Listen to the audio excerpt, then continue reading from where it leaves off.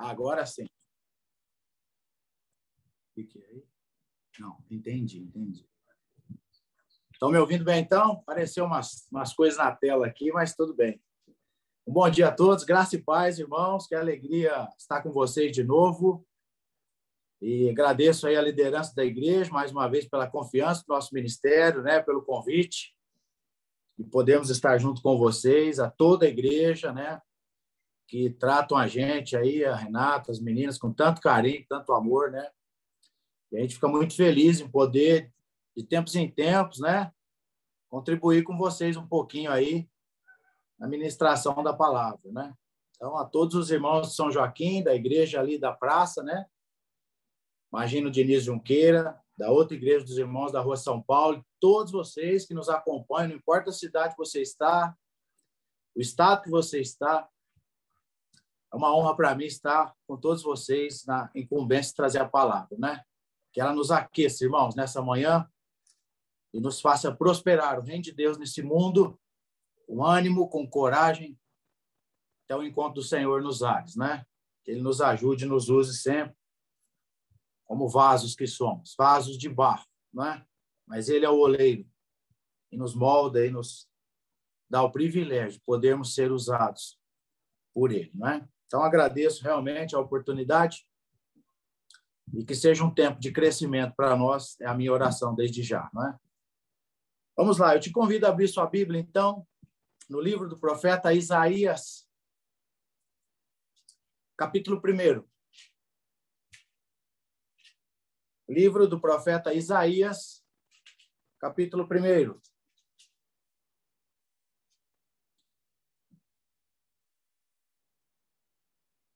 É a palavra que o Senhor tem me dado, que eu gostaria de compartilhar com todos os irmãos nesta manhã, não é?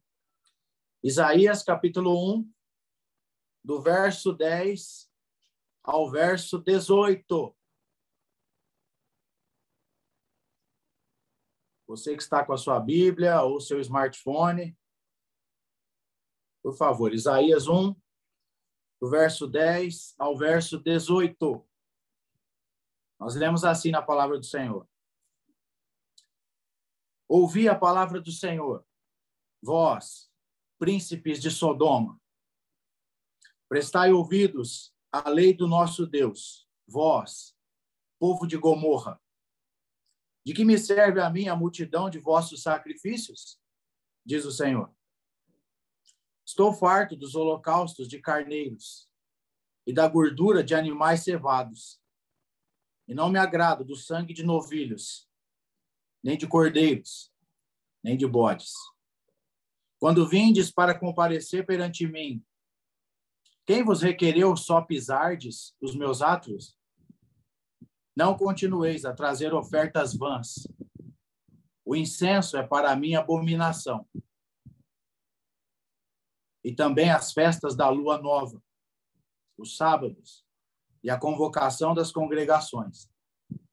Não posso suportar iniquidade associada ao ajuntamento solene.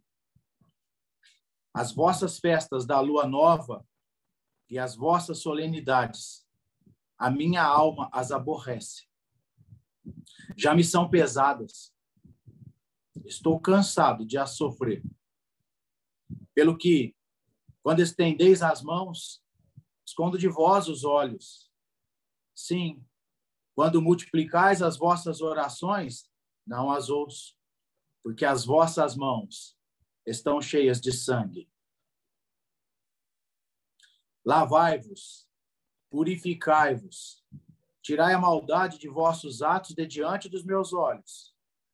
Cessai de fazer o mal, aprendei a fazer o bem, atendei à justiça, repreendei ao opressor, defendei o direito do órfão, pleiteai a causa das viúvas. Vinde, pois, e arrazoemos, diz o Senhor. Ainda que os vossos pecados sejam como a escarlata, eles se tornarão brancos como a neve.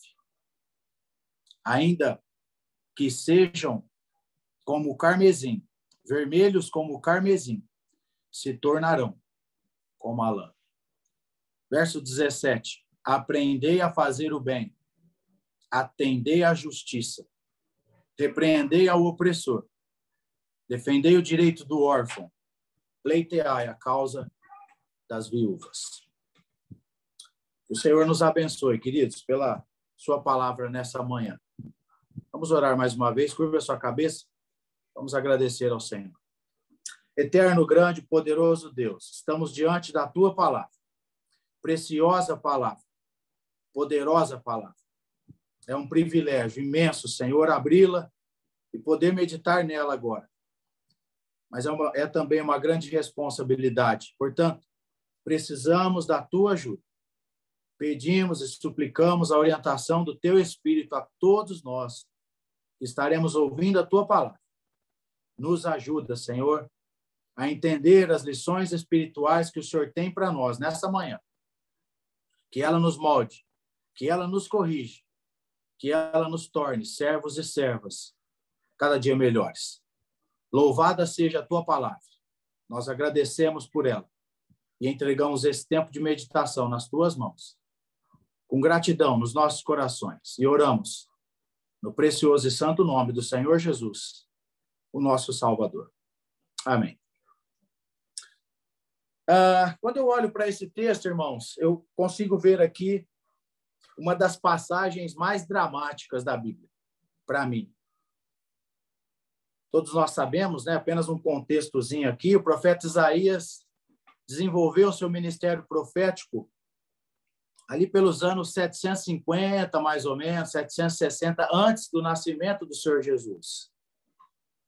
E através do profeta, o Senhor traz uma palavra em diversas nuances, e aqui no nosso texto específico, uma palavra um pouco mais dura, uma palavra um pouco mais de repreensão, tendo em vista a condição em que o povo se encontrava. Pouco tempo depois do ministério de Isaías, as 10 tribos do norte, né, Israel, seriam levadas para o cativeiro assírio e quase que dizimadas. E aqui o profeta traz aos irmãos, a parte de Judá, não é? Essa palavra do Senhor. Judá estava caminhando, infelizmente, a passos largos, para um destino semelhante a Israel. Ele chama aqui os líderes de príncipes de Sodoma e todo o povo de Gomorra. Esse era o cenário que reinava ali no meio do povo de Deus. Um cenário de devassidão, de iniquidade, de desprezo, de abandono pelas leis de Deus, de injustiça entre os irmãos, de falta de defesa das viúvas, da causa dos órfãos, falta de amor ao próximo. E quando nós vamos discorrendo as folhas da palavra de Deus, nós vamos vendo que depois disso, através dos demais profetas, muitas outras vezes esse quadro de decadência moral, espiritual, social aconteceu. Não só aqui, mas outras vezes depois. E nesses períodos, quando a gente estuda a palavra, irmãos, a gente entende que o povo de Deus estava frio na fé, o povo de Deus enfraqueceu, endureceu seu coração, estavam de dura cerviz, não é? E essa expressão dura cerviz vem de cervical, estavam com a cabeça dura para se arrepender, contumazes no seu pecado, na sua devassidão, servindo de mau testemunho para os incrédulos, sem dúvida alguma. Agora, esse quadro que o povo de Deus desse período de Isaías está, é um quadro que, se eu e você, queridos irmãos, não prestarmos atenção, nós podemos entrar nesse quadro também. Portanto, é nossa responsabilidade hoje, irmãos, como povo de Deus que somos, lavados pelo poderoso sangue do Senhor Jesus na cruz central do Calvário, evitarmos nas nossas vidas essa mesma decadência espiritual, moral e social que o povo de Judá estava entrando. A pergunta é, como evitar esse quadro, Rogério, hoje? Como, de forma prática, o Senhor pode nos ajudar a entender princípios para evitarmos esse quadro? a igreja geral do Senhor Jesus, não é? A eclésia, o corpo de Cristo, é a gente sabe muito bem disso, e ela tem aí as suas divisões, não é isso? As igrejas locais, individuais, independentes umas das outras. E nós somos membros da igreja eterna de Cristo, mas somos membros também da igreja local, a qual pertencemos, congregamos, onde Deus nos dá o privilégio de desenvolver nossos dons e talentos. Então, é responsabilidade nossa. Às vezes a gente vê igrejas locais doentes. Como ajudar? Igrejas locais que vão caminhando, infelizmente, porque alguns ou muitos dos membros estão nessa vida, nessa decadência moral, espiritual e social. Então, qual é a ideia nessa manhã, irmãos? Na direção do Senhor, pensarmos nesse tema. Como manter a igreja local viva? O que é que eu e você podemos fazer, orientados pelo Senhor, para ajudarmos a igreja local que pertencemos a se manter viva, saudável, espiritualmente, moralmente, socialmente? Então, esse é o tema dos nossos pensamentos dessa manhã. Como manter a igreja local viva? Que o Senhor, na sua graça e misericórdia, nos dê a devida compreensão da sua palavra e nos faça entender essas lições nessa manhã. Amém? Vamos lá. A palavra do profeta, ela é muito clara, né, em que ela transmite essa palavra dura, essa repreensão, não só aos líderes, volto a lembrar, não é? Que ela chama de príncipes de Sodoma, mas também todo o povo, que o profeta atribui a expressão povo de Gomorra. Nós conhecemos bem, não é? A devassidão que reinava em Sodoma, em Gomorra, como Deus tratou o pecado ali, destruindo todos, salvando alguns. Não vamos entrar nesse detalhe. Mas eu gostaria de pensar em 4 posturas práticas que o Senhor me deu. Talvez a palavra de Deus é muito rica e ele poderia dar outras posturas ao coração dos irmãos, das irmãs.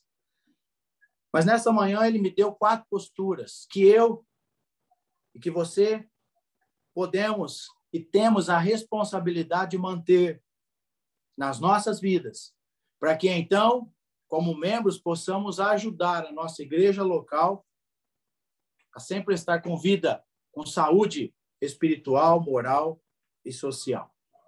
Então, vamos pensar nessas posturas que devem ser observadas por todos nós que compomos aí cada um a sua igreja local. Para aqueles que estão anotando, né? Segue aí, então, o nosso primeiro ponto. Primeira postura para mantermos a igreja viva, a igreja local viva, ou para ajudarmos a igreja local a se manter viva, não é? Versos 4, que nós não lemos, e verso 6. Por favor, de Isaías 1, né? Versos 4 e verso 6 também. Isaías 1, verso 4. Ai desta nação pecaminosa, povo carregado de iniquidade, raça de malignos, filhos corruptores, abandonaram o Senhor, blasfemaram do Santo de Israel, voltaram para trás. Verso 6. Verso 6. Desde a planta do pé até a cabeça não há nele coisa sã, senão feridas, contusões e chagas inflamadas, umas e outras não espremidas, nem atadas, nem amolecidas com óleo. Irmãos e irmãs, nada arruína mais uma igreja local, qualquer igreja local do Senhor Jesus, ou a vida espiritual dessas igrejas, do que permitir que os pecados dos seus membros não sejam tratados com o devido carinho, com o devido amor. Nada estraga e tira a saúde espiritual de uma igreja local do que pecados sem ser tratados. Só se passar a mão na cabeça, ser conivente com o pecado. Não. Não é? Tanto é que ele usa a expressão aqui no verso 6 de que havia algumas chagas, umas e outras não espremidas. Talvez os irmãos e as irmãs tenham aí com seus avós, seus bisavós, seus pais, não sei, não é? Antigamente, quando a gente tinha alguma inflamação que criava aquele pus, os antigos atavam com óleo, não é? Com algumas ervas, para que essa medicação puxasse bem próximo à pele ali, não era isso, irmãos? Aquele pus, né? E aí ia se espremendo, o óleo ia amolecendo a pele, ficava mais fácil de se espremer e tirar aquele pus, aquela infecção dos ferimentos, não era assim? Eu aprendi isso, eu via a minha avó tratando de alguns netos, né? Meu pai contava essas histórias, era assim que os antigos tratavam das coisas, das feridas. E é essa ideia que Deus quer trazer para o seu povo através de Isaías, irmãos. Os nossos pecados, irmãos e irmãs, são mais ou menos um problema semelhante a um pus, numa ferida, que precisa ser empurrado para fora. E como dói, não é? Às vezes, nós, irmãos, ou mesmo as irmãs com mais frequência, né? Cuidam das unhas, tal, com a boa higiene, às vezes faz um cortinho mais fundo, daí uns dias talvez inflama aquilo, não é? Nossa, fica latejando, que não é possível nem relar, não é assim? E misericórdia, que dor que é essa, não é? Até que vai indo, consegue-se fazer um pequeno furo, com muita dificuldade, vai se apertando, vai tirando aquele pus todo. Quando limpa aquilo, irmãos, 2 dias depois está novo de novo, não é assim? Se não fosse tratado assim, se não fosse tirado essa coisa ruim que está dentro e colocado para fora, talvez a infecção poderia aumentar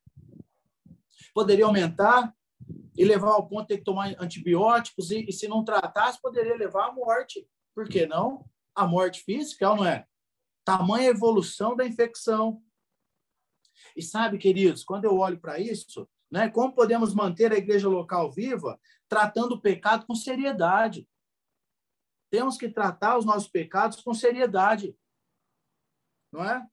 Qualquer igreja local tem homens e mulheres derrotados, pecadores, lavados pelo sangue de Jesus, sim, mas os nossos pecados, irmãos, o problema são os nossos pecados ocultos. É responsabilidade da liderança tratar os pecados quando toma ciência? Sim, mas há os nossos pecados ocultos, aqueles escondidos, que só eu e você sabemos que os temos, pecados não confessados. E são esses, irmãos, que se constituem um tropeço para a igreja local, um tropeço terrível que vai minando a saúde espiritual da igreja. E se não forem tratados pessoalmente por mim e por você, com seriedade, com honestidade, eles envenenarão a fé, eles envenenarão os bons costumes. E daí um pouco pecados acham-se que é normal, que está tudo certo, e vives com um pé na igreja, um pé no mundo, um pé com santidade. E isso é impossível. E a igreja local sofre. Quero eu não pensar que algumas igrejas locais, se não tratarmos disso, pode chegar até a morte espiritual. A igreja fecha suas portas porque não tratou o seu pecado. Essa é uma das maneiras, irmãos, de podermos manter a igreja viva, tratarmos os pecados com seriedade. Não termos os nossos pecados de estimação, que damos comidinha para ele todo dia, que damos aguinha para ele e vamos mantendo. Não. A Bíblia diz que essa é a vontade de Deus, a vossa santificação. A vossa santificação. Hebreus diz, buscai a paz com todos e a santificação, sem a qual ninguém verá o Senhor. Somos lavados pelo sangue de Jesus, irmãos. Então, precisamos entender essa primeira postura prática. Abandonemos o pecado que tanto ofende o Senhor. Precisamos tratar isso com seriedade na nossa vida. Não é? Não sermos levianos. Queremos participar das coisas do Senhor sujos pelo pecado, lameados. Não. Mas é tempo de confessar os nossos pecados. É tempo de nos arrepender dos nossos pecados e buscarmos uma vida de santidade cada dia maior, não é? Temos na Bíblia muitos exemplos, né? Ofni e Finéias, sumos sacerdotes de Deus, apresentaram-se diante do Senhor com fogo estranho, foram consumidos. Acã, né, por conta da sua desobediência, lá de pegar materiais que não eram para pegar, 36 israelitas morreram na batalha contra Ai, depois teve que ser punido, não é? foi levado para fora do arraial, sua casa, seus filhos, esposa, animais, todos apedrejados e queimados. Devemos louvar a Deus que no nosso tempo, nosso pecado não é tratado assim, irmãos. Senão eu não estaria aqui falando com vocês. Não estaria. Mas louvado seja Deus que Ele nos dá a oportunidade de nos arrepender e de entregar a Ele as nossas falhas e nos arrepender e nos desviarmos delas. Amém? Então, não podemos ter esses pecados, né? Mas que possamos entender que uma primeira postura prática para mantermos a igreja local a qual pertencemos viva, com saúde espiritual, é realmente espremendo o pus dos nossos pecados e os extirpando das nossas vidas, né? Para a honra e glória do Senhor.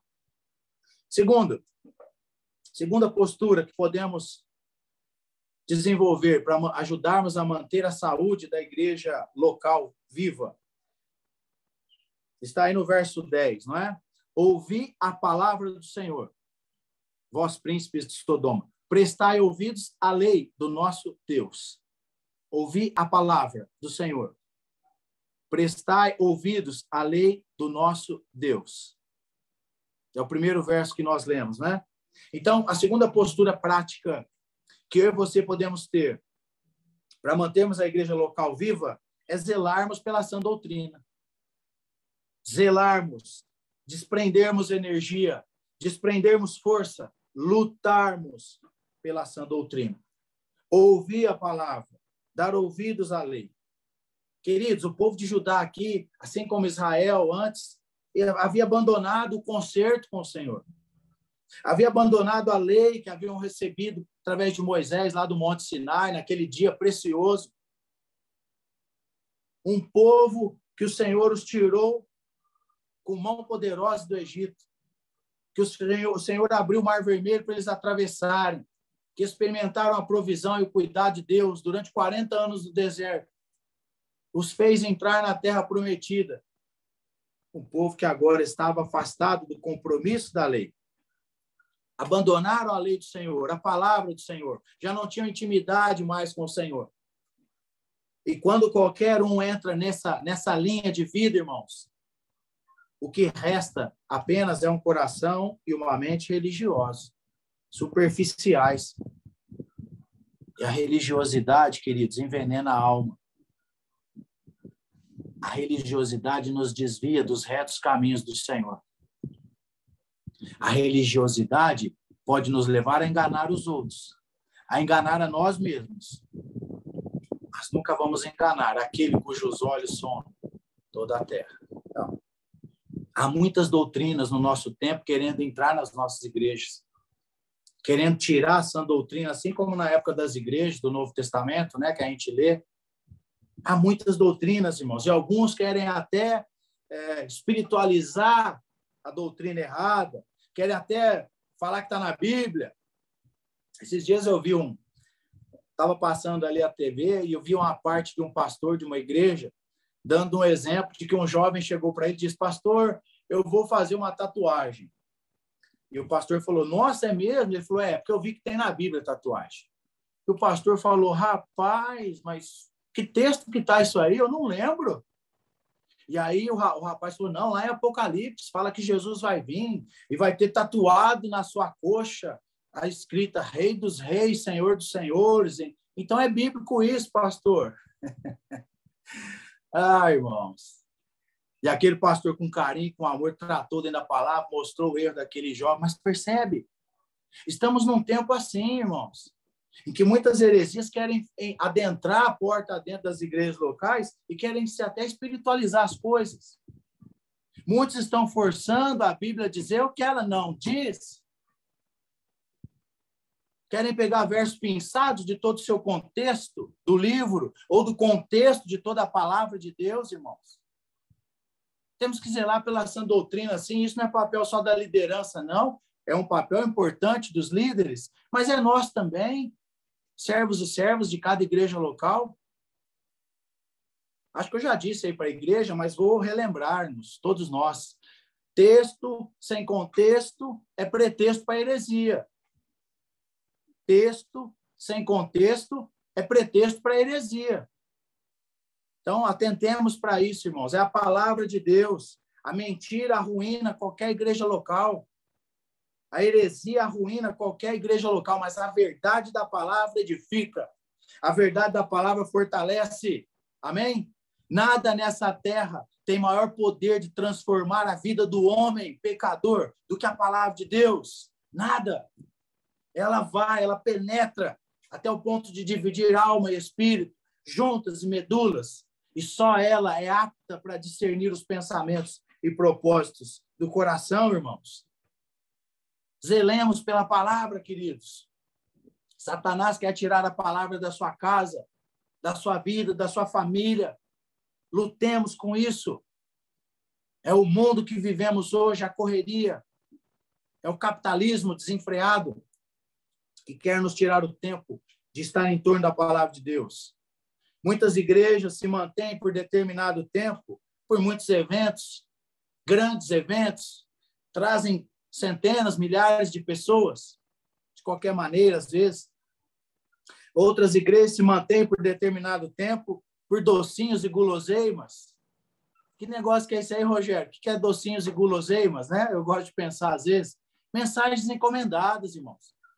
Mensagens que agradam a igreja, para ninguém ir embora. Não se fala de pecado, não se fala de compromisso, não se fala de santidade.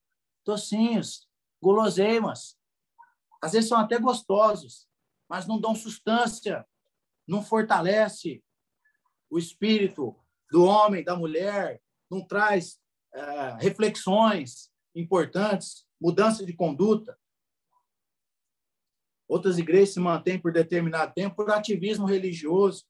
É muito serviço, é visita daqui, visita dali, os irmãos vão para lá. Não estou dizendo que isso é errado, mas depende com que inclinação se faz isso.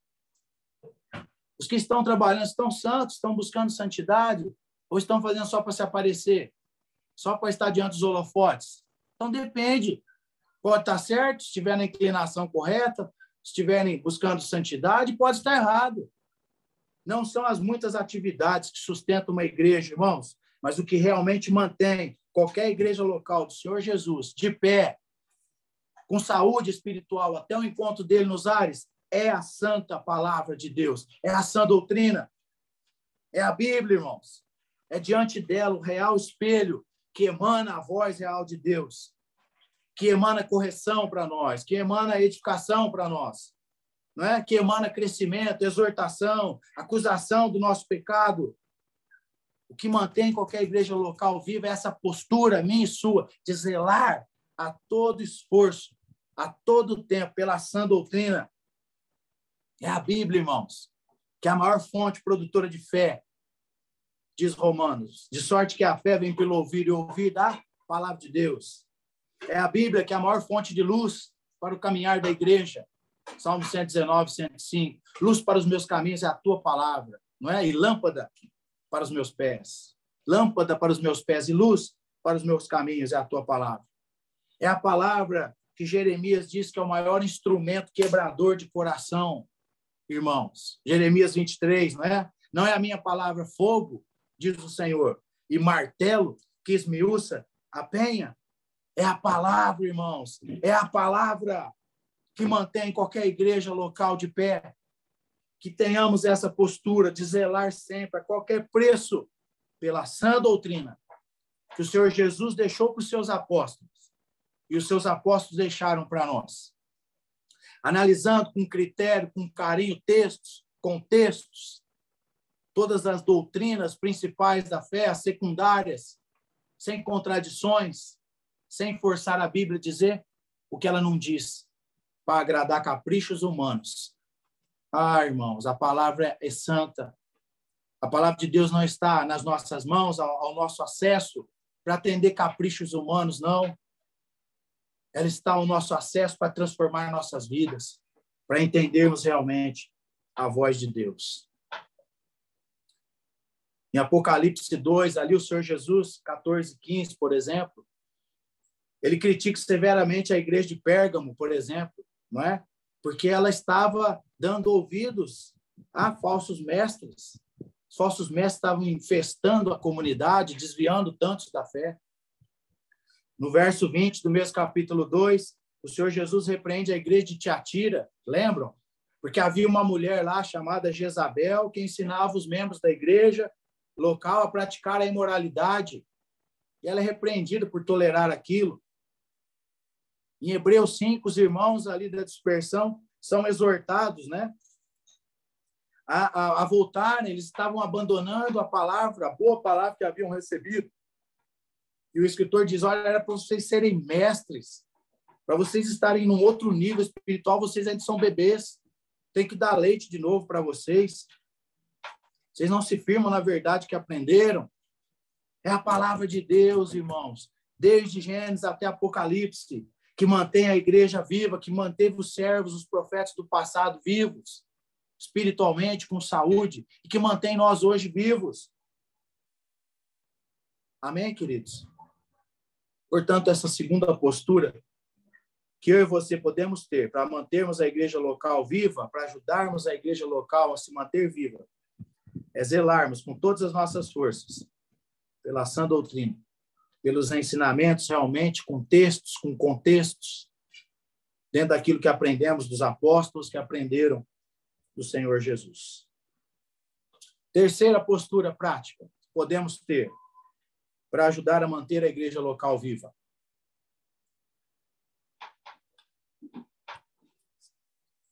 Terceira postura, andar perto do Senhor da igreja. Andar ou estar perto do Senhor da igreja. Olha só os versos 11 e 12 do nosso texto, de Isaías 1. Versos 11 e 12.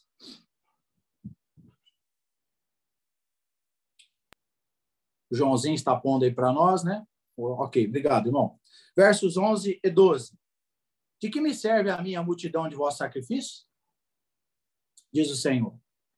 Estou farto dos holocaustos de carneiros e da gordura de animais cevados. E não me agrada do sangue de novilhos, nem de cordeiros, nem de bodes. Quando vindes para comparecer perante mim, quem vos requereu só pisardes nos meus átrios? Percebe a tristeza, irmãos?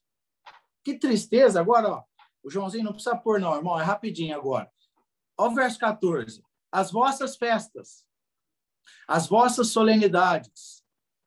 Verso 15. As vossas orações, não as ouço. No verso 15 ainda. As vossas mãos. 16. Os vossos atos. Irmãos, o Senhor aqui ele não está repreendendo as festas. Ele não está desmerecendo os sacrifícios, o sangue. É lógico que não. Porque ele criou tudo isso. Entende? Lá atrás, né? Quando é dada a lei, ele cria tudo isso. O problema é que tudo que era festa do Senhor, o que era tudo do Senhor, passou a ser deles. Deus está dizendo através do profeta, os vossos, não mais as minhas festas, os meus sacrifícios. Entende? Assim estava o povo. Tinham um modo de sacrificar o Senhor, mas queriam sacrificar do seu jeito. Tinham um modo de comemorar as festas, mas estavam comemorando as festas do seu jeito. Estavam andando longe do Senhor. E sabe, irmãos, eu fico pensando, tentando imaginar um pouquinho, né, o Senhor falando essas palavras para o seu profeta transmitir ao povo. E eu imagino que na hora em que o Senhor ditava essas palavras para Isaías, eu imagino que o coração do Senhor sangrava. Eu, irmão Rogério, imagino, não é? Sangrava de tamanha tristeza pela realidade terrível que o seu povo havia escolhido. Tantos milagres, tantas coisas haviam experimentado. Mas o grande Yahvé, o grande eu sou, o Deus desse povo, agora estava fora da vida desse povo. O povo não estava andando ao lado do seu Senhor. Voltando no exemplo aqui de Apocalipse 3, né, das cartas às igrejas. Apocalipse 3, verso 20, o Senhor critica a mornidão da igreja em Laodiceia, lembram? Se achava rica, achava que não precisava de nada, achava que não precisava sequer do dono da igreja, do Senhor da igreja, daquele que andava no meio dos candeeiros. Eles achavam que não precisavam. e deixaram o Senhor da igreja do lado de fora. Tanto é que para essa igreja de Laodiceia está lá o Senhor batendo do lado de fora, querendo entrar. E ele diz ali que quem abrir, ele entraria, cearia com esse e esse com ele. Que tristeza, irmãos. Uma igreja local que estava morrendo espiritualmente, porque estava longe, andando longe do seu Senhor. Será que essa talvez não é a realidade de tantas igrejas locais hoje, dos irmãos? Ou talvez na vida de muitos cristãos, em algumas igrejas locais? E aí a igreja local pena, a igreja local sofre, porque muitos dos membros estão andando longe da presença do Senhor. Longe, nos seus caminhos, nos seus atalhos, nos seus desvios, vivendo suas próprias vidas pelo mundo, pelo capitalismo desenfreado, que nos escraviza, que nos tira a visão do céu, que quer que criemos raiz nesse mundo, quando o Senhor disse que a nossa pátria está nos céus. Quando o Senhor Jesus foi crucificado, queridos, onde estavam os apóstolos? Distantes, longes. Apenas algumas mulheres ao pé da cruz. Que postura é que podemos ter para manter a nossa igreja local viva, a igreja local a qual pertencemos, andar ao lado do Senhor, ter íntima comunhão, ter acesso, né? Diz lá Gênesis 17, que quando Abraão tinha 99 anos, apareceu-lhe o Senhor e ele disse: eu sou o Deus Todo-Poderoso, anda na minha presença e ser perfeito. Eu estou te chamando, Abraão, eu tenho um projeto, um propósito grande para você e para a sua descendência. Mas tudo isso só pode acontecer se você andar na minha presença. Junto comigo, Abraão, aprendendo comigo, sendo moldado por mim. Anda na minha presença e ser perfeito. Você vai se tornar maduro. Você vai se tornar experiente. Você vai se tornar um servo que vai me agradar. Em outras palavras, era isso. Era a presença de Deus que ia fazer a diferença na vida de Abraão, irmãos, e que fez. Quando eu lembro para Êxodo, né? Moisés, certo dia, ora ao Senhor, lembram disso? Não lembro o capítulo direitinho, mas ele fala: Senhor, se tu não fores conosco, não nos faça subir. Acaso não é a tua presença que nos diferencia de todos os povos? Entende? Era a presença de Deus que fazia Israel diferente, que dava vitórias, que infligia respeito às demais nações muito maiores, muito mais poderosas em exército. Mas quando ouvia-se falar de um Israel que temia a Deus, que estava debaixo da vontade de Deus, que não experimentava derrota, irmãos, qualquer nação se derretia no seu coração. É a presença de Deus. É a Bíblia que diz que se nós chegarmos a Deus, Ele se chegará a nós. É a Bíblia que mostra os meios que Deus estabeleceu para eu e você cumprirmos essa terceira postura. Como nos mantemos ao lado do Senhor de forma prática, Rogério? Tendo os nossos cultos domésticos, orando com a nossa família nas refeições, participando dos cultos públicos das igrejas locais, lendo a palavra de Deus. Não tem fórmula mágica, não, irmãos. Sempre foi assim, sempre vai ser assim. A vida com Deus, o tripé é esse: vida de oração, vida de estudo da palavra e comunhão com a igreja local. É daí que emana a nossa força espiritual, a nossa saúde espiritual. É a participação na ceia do Senhor. E deixe-me abrir um parênteses aqui, com todo respeito, toda reverência. Para mim, na minha opinião, irmão Rogério, a ceia do Senhor na igreja local, ela é um termômetro de vida cristã. Vou repetir. Na minha opinião, a ceia do Senhor é um termômetro de vida cristã. É eu e você estarmos animados, impelidos pelo Espírito Santo a estarmos ali, adorando a Deus, buscando ofertar, buscando pedir cânticos, fazer orações, trazer rápidas meditações da palavra. Temos pelo menos as 52 ceias do Senhor ao ano, num ano normal, né? Sem pandemia, sem essas tragédias. De quantas eu participo? De quantas você participa? Quando nós vemos irmãos e irmãs vindo, o Espírito Santo não vai nos impelir a ir em ceias, irmãos, se estamos atolados no pecado, não. Não vai. Se estamos sujos. Porque a própria Bíblia diz, né? Se você vier adorar o Senhor e tem alguma coisa com o teu irmão, deixa a tua oferta, vai se acertar, não é isso? Se purifica, depois vem e traz a tua oferta. Participar da ceia do Senhor na nossa igreja local é importantíssimo.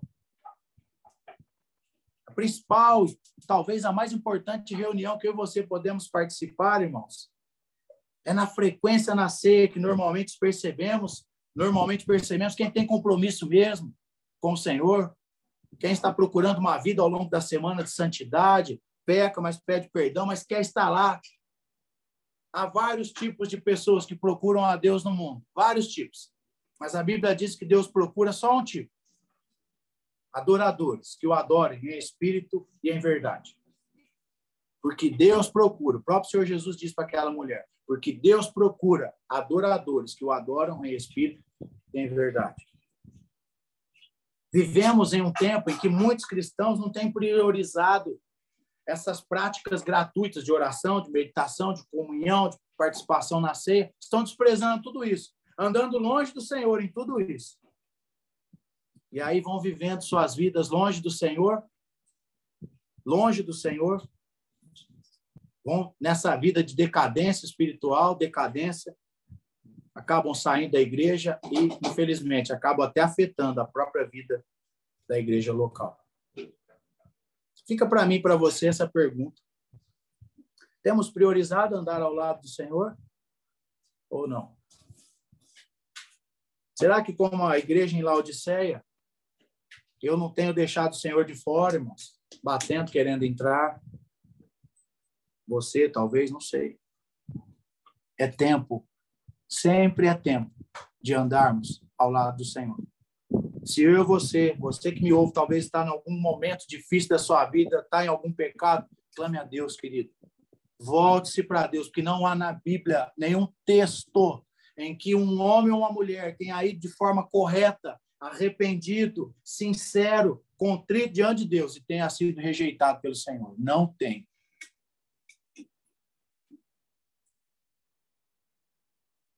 O salmista Asaf, né, no Salmo 73, diz: mas para mim, bom é aproximar-me de Deus.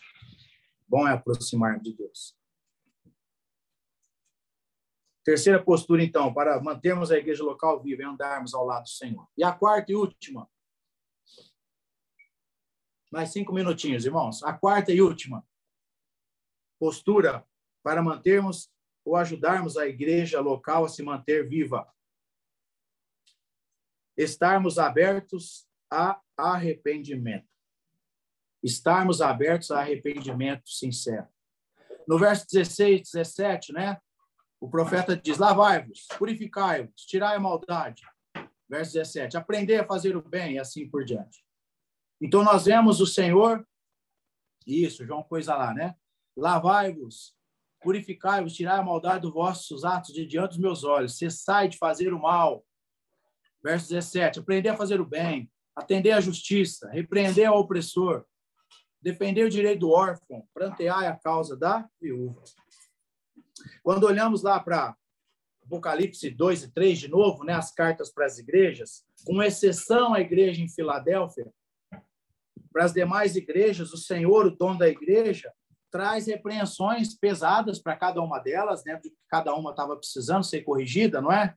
Mas ele também traz para todas elas, sem exceção, o seu desejo de que elas se arrependessem, se voltassem para serem purificadas, para serem úteis de novo, para serem usadas pelo Senhor de novo. Irmãos, a verdadeira igreja do Senhor Jesus deve estar sempre aberta a se arrepender. Eu e você, como cristãos individuais, talvez um dia ou outro esse tipo de decadência espiritual bata na minha porta. Eu estou sujeito, de carne e osso que sou. E aí é importante nós lembrarmos disso, que há arrependimento. O Senhor espera de todos nós arrependimento, mas há cristãos que enveredam para esse caminho e, como Judá, se fecham. Ficam frios espiritualmente, indiferentes à voz doce do Senhor, à voz amorosa do Senhor. e permanecem mortos espiritualmente, precisando ser revivificados pelo Senhor. Se uma igreja local, então, no âmbito maior, se fechar inteira para essa dureza, para essa impenitência, irmãos, pode esperar uma visitinha do Senhor. Pode esperar. O Senhor vai visitar com amor, com carinho, vai tratar com essa igreja. Vai tratar com esse cristão, com essa cristã individualmente. Bem-aventurado é o homem a quem tu repreendes, ó Senhor, e a quem ensinas a tua lei, escreveu o salmista. Deus sempre se agradou de corações contritos e arrependidos, irmãos. Coração duro e penitente traz morte espiritual. Mas o coração arrependido recebe a amorosa correção do Senhor. Uma correção que restaura, uma correção que levanta do chão, uma correção que nos mantém no privilégio de podermos ser usados ainda, em busca de almas e edificação da igreja. Uma quarta postura, então, para mantermos a igreja local viva, é sempre estarmos abertos ao arrependimento sincero. Amém? 4 posturas que o Senhor tem nos dado nessa manhã para ajudarmos a manter a igreja viva. Tratar o pecado com seriedade, zelar pela sã doutrina, estar perto do Senhor da igreja e estar aberto a um arrependimento sincero. Que o Senhor nos dê graça e misericórdia, irmãos. Se temos que mudar, nos arrependamos. Se estamos dentro da vontade de Deus, amém. Glória ao Senhor por isso. Louvado seja Ele por isso. Mas vamos caminhar fazendo a nossa parte. Membros individuais de cada igreja. Aquilo que depender de mim e de você, zelamos pela saúde da igreja espiritual. Fazendo assim, vamos pertencer a igrejas locais fortes, animadas, zelando, conquistando almas e avançando o reino de Deus nesse mundo, para a honra e glória do nome do Senhor Jesus. Deus abençoe a sua vida. Deus abençoe a sua igreja local. Deus nos dê graça e misericórdia, nos fazendo crescer na sua palavra. Amém? Deus permitindo, à noite, nosso tema será: o Senhor Jesus vem. Estamos preparados? Esse será o tema dos nossos pensamentos à noite, se o Senhor nos permitir. Muito obrigado pela oportunidade. Deus abençoe o nosso domingo.